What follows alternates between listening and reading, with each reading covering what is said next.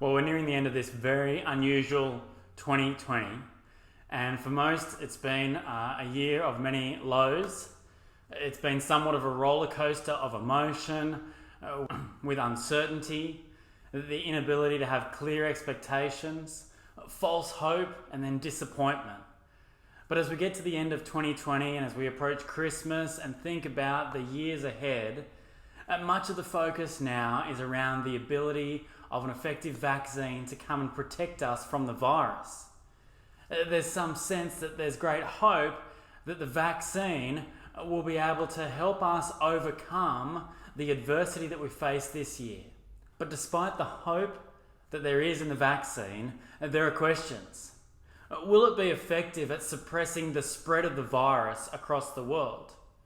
Will it be able to endure new strains that might come of this coronavirus? And will it be available to people all across the globe? We desperately want to be protected from this virus. We long for life to come back to somewhat of a normal existence, where we can do the things that we desire, where we have the freedom to be able to go and travel and to connect with people who are important to us. But we realise that in light of this virus, we need protection. And so as we come together today to look again at the book of Numbers, we're sort of stepping back from where we looked last week, as we've had to reshuffle things a little bit. As is 2020, things become uncertain. And so when I was sick, we had to readjust the series. But today we're looking at chapters 20 and 21. And it's really the third travel journey in the book of Numbers. We've seen that a large proportion of this book is about God's people wandering. They're seeking to move towards the promised land that God is offering them. But there's a sense that it won't be fully realised. And so there's this transition point. And so here we are at near the end of this 40 years of roaming. And throughout these two chapters, much like 2020, there's a lot of up and downs. It begins with the death of Miriam, and then it progresses with more murmuring and grumbling and judgment against Moses for his response in providing the water from the rock. There's the account of God's people sort of trying to persuade the Edomites that they might be able to take a shortcut towards the promised land. Then there's another death, this time again of a key figure, Aaron. And then there's a victory as God leads his people to victory over those tribes around them. And then there's the pivotal scene with Moses and a brood of snakes as they bring judgment against the people who are, again, despite the victory that they've just experienced, they're complaining. And so following the protection and the death of many, there's a journeying towards the promised land. And chapter 21 finishes with another victory. And so there's a real sense of anticipation. There's a real sense that despite all that they've been through, that promises are going to be realised, that change is not far off.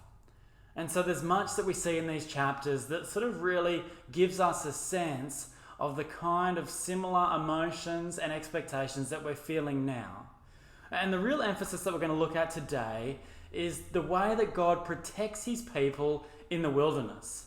We see many of the same themes: his people grumbling, his people forgetting, God judging, rebellion, death being the consequence of sin.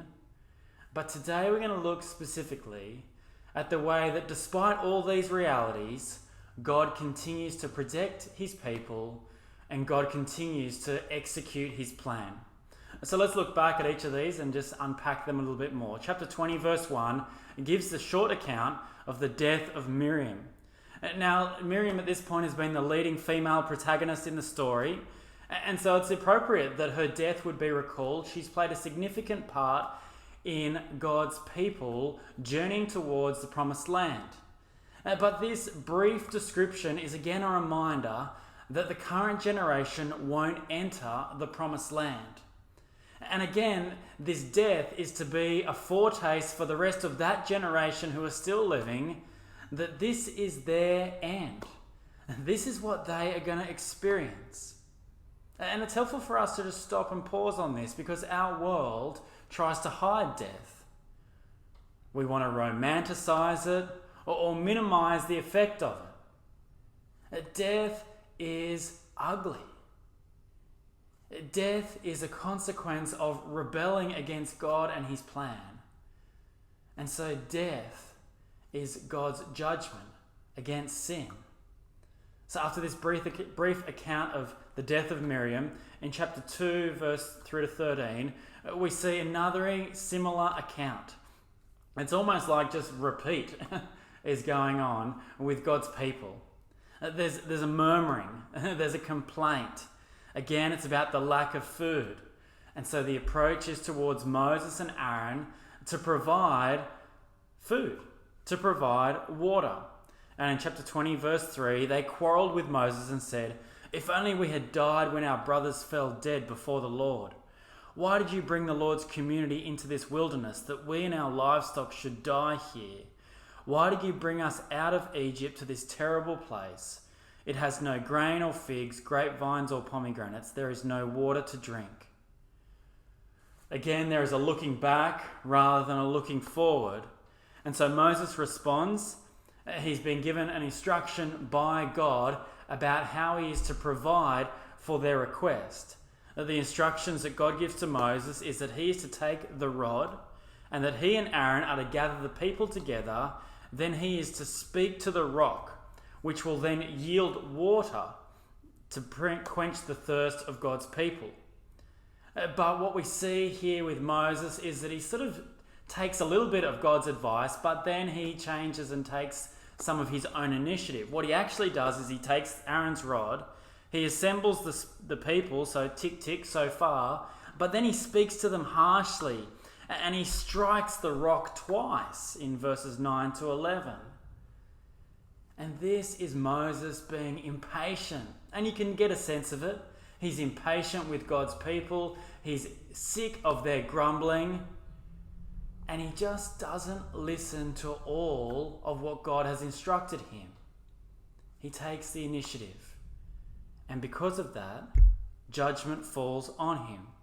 Verse 12, "But the Lord said to Moses and Aaron, because you did not trust me enough to honor me as holy in the sight of the Israelites, you will not bring this community into the land I give them." There's great consequences for disobedience. And Moses and Aaron, as the leaders of God's people, have failed to demonstrate that their leadership is subordinate to the Lord. They've taken some of what he advised them to do, but then they've added their own response. They've let their emotions overwhelm them. And so we too can relate to this. That's something of our fallen nature, that we become consumed by our emotions, that we become overwhelmed by situations, that we fail to listen to God's advice and directions, that we fail to completely obey him. And the result of this for Moses is that he will not enter the promised land. And so the promised land is near, that we see from chapter 20, verse 14 to 21. And so as they're working their way towards what God has said will be theirs, they request to sort of take a bit of a shortcut. They want to pass through the territory of Edom. And again, it's about God's people trying to do things on their own terms. It was the easiest way, it was the quickest way, but it was in a contrast to God's way, to the way that he was directing them. And so they sort of approach the king there, and they're sort of apologetic and they're quite circumspect.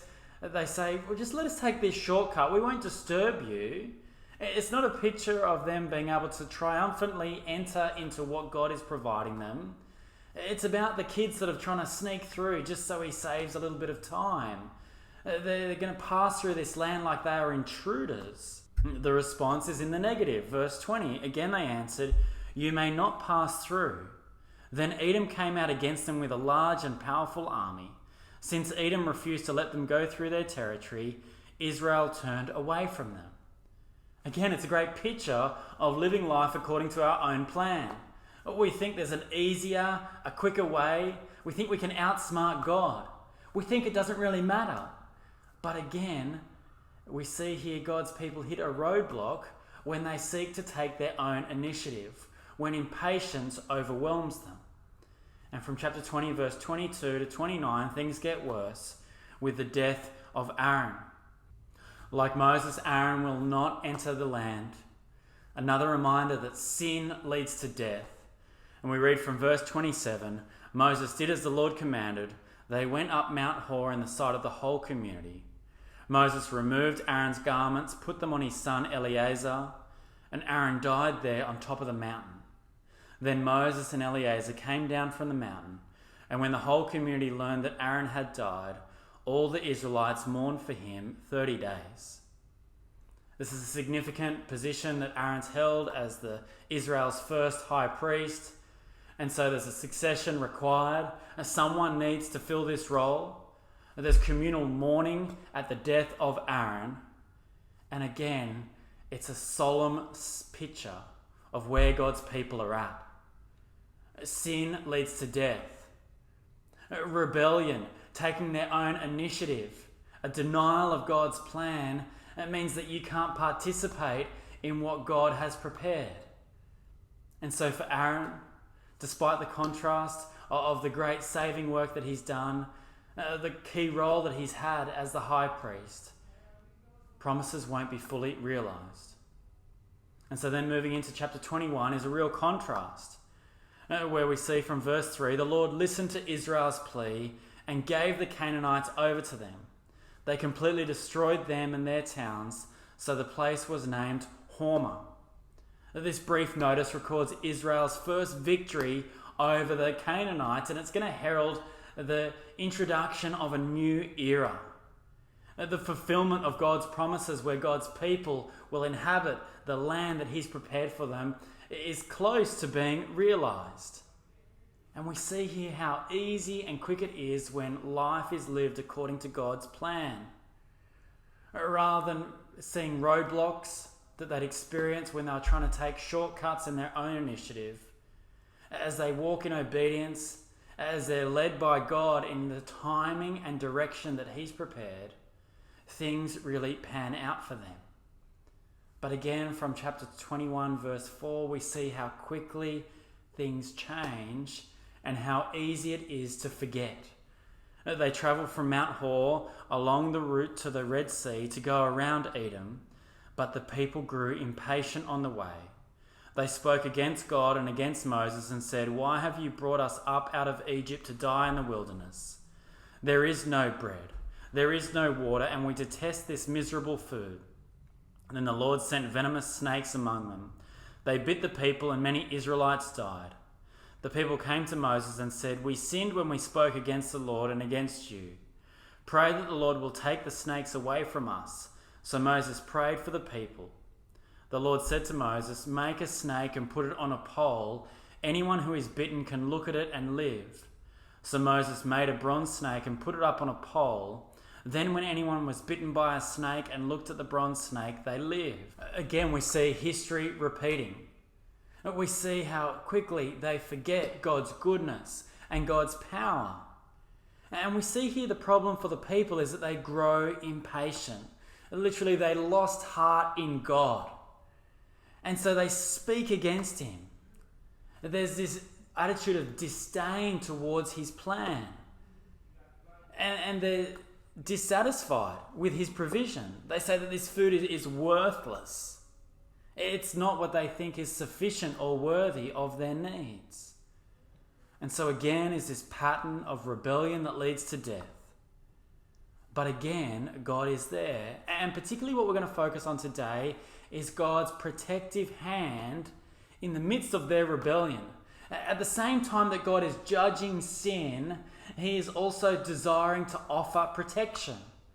Protection that is available if his people will respond, if they will listen, if they will direct their focus to what he has provided. And so there's this great symbol of Moses configuring this pole with a snake, the sort of very sense of what is killing them and what they should be afraid of. God's element of judgment, the snake, is also being transformed into his means of protection.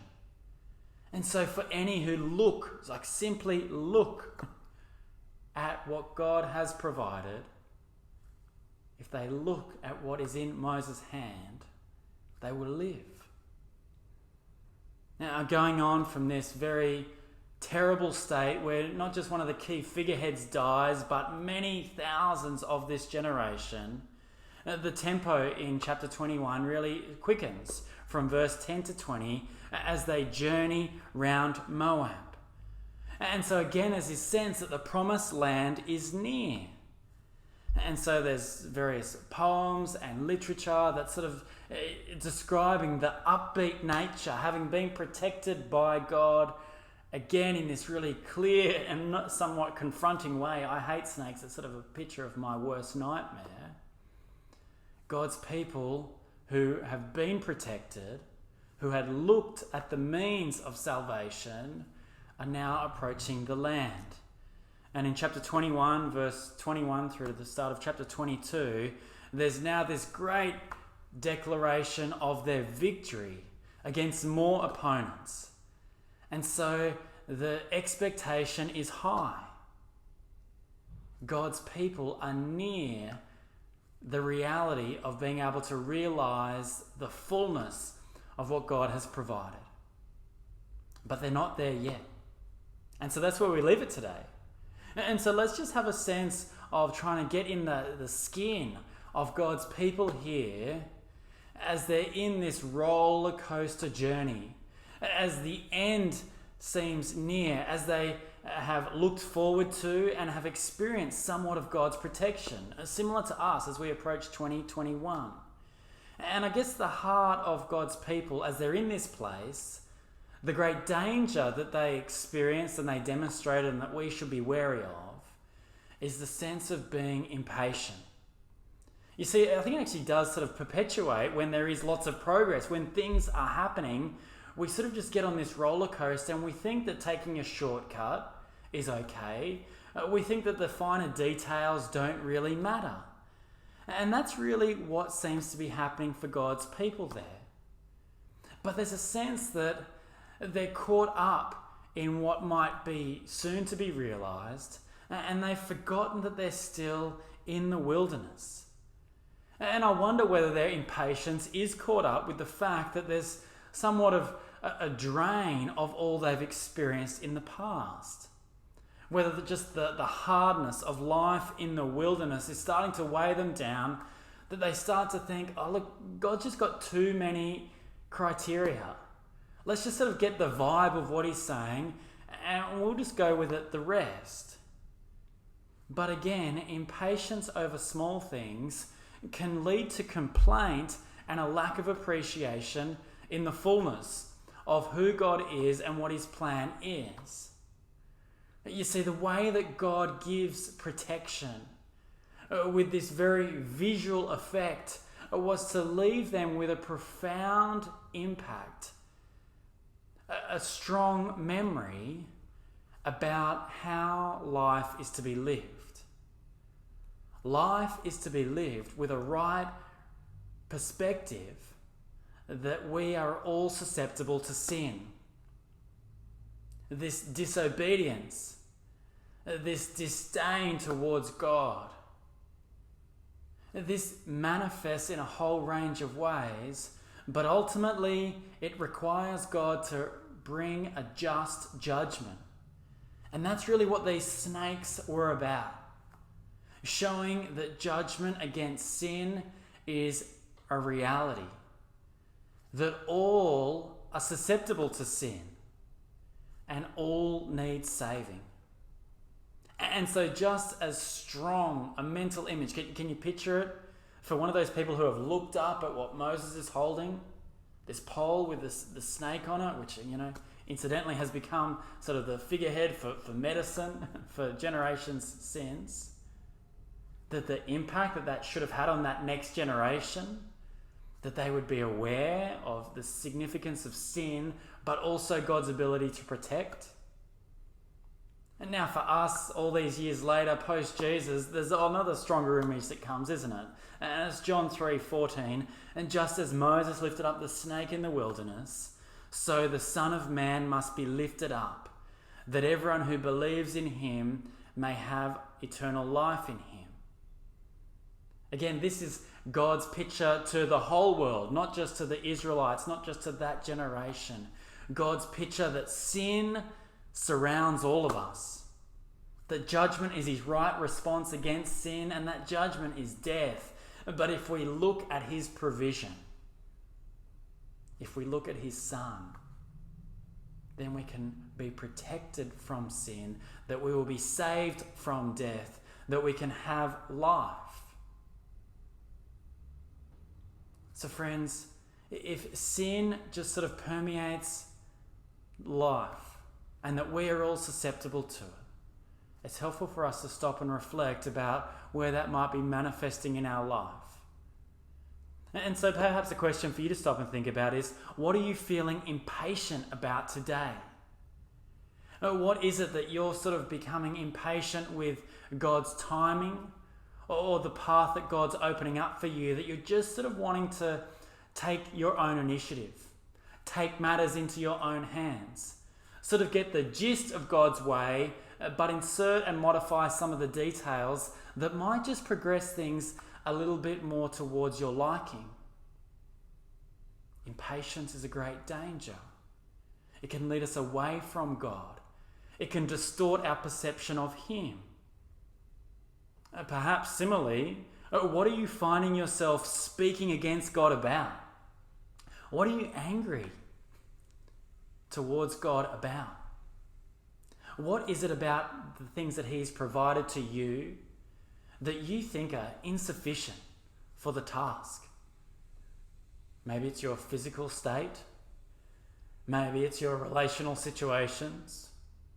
Perhaps it's your work or your finances. There's a great danger in rejecting what God has provided for us each day. You see, the great danger for us as we're living in the wilderness, when God's plan that we see in Jesus of eternal life is yet to be fully realized, so really our life now is somewhat in the wilderness, to just sort of excuse unfaithfulness. To just sort of say to God, well, what did you expect?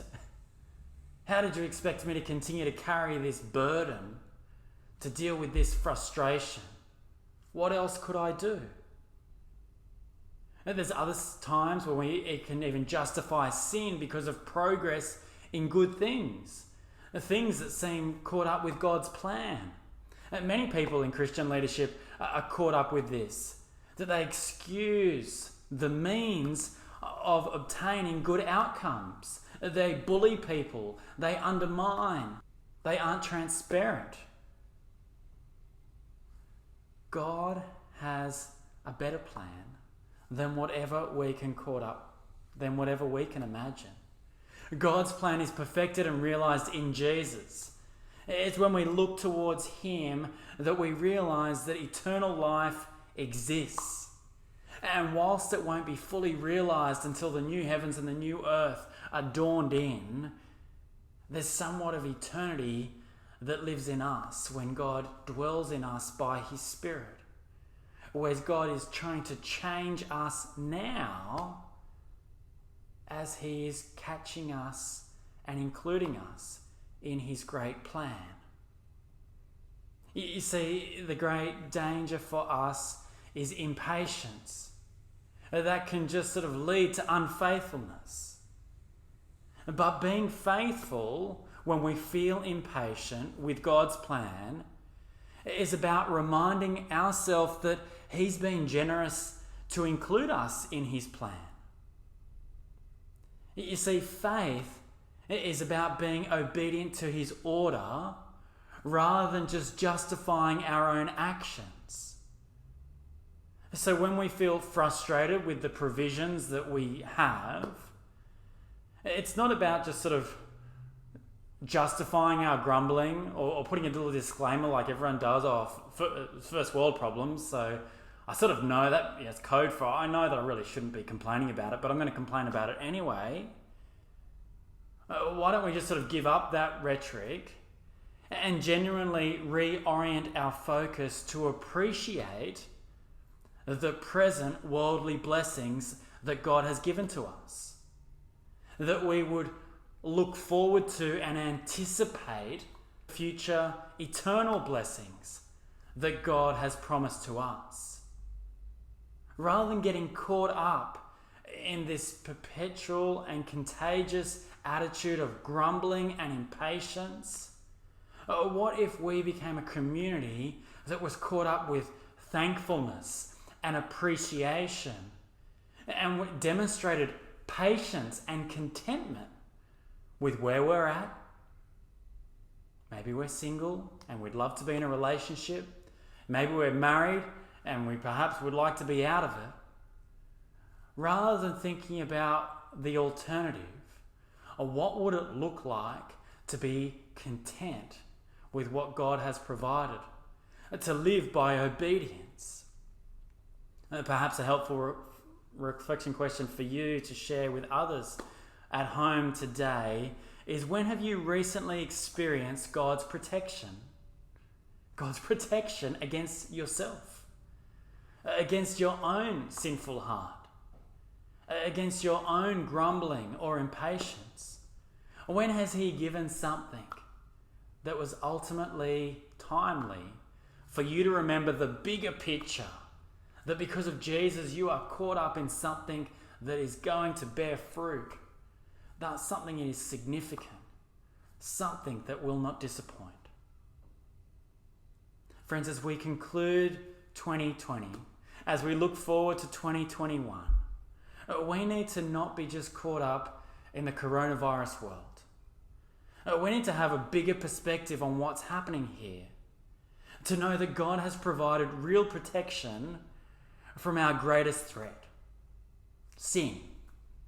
Sin which is evidenced in death.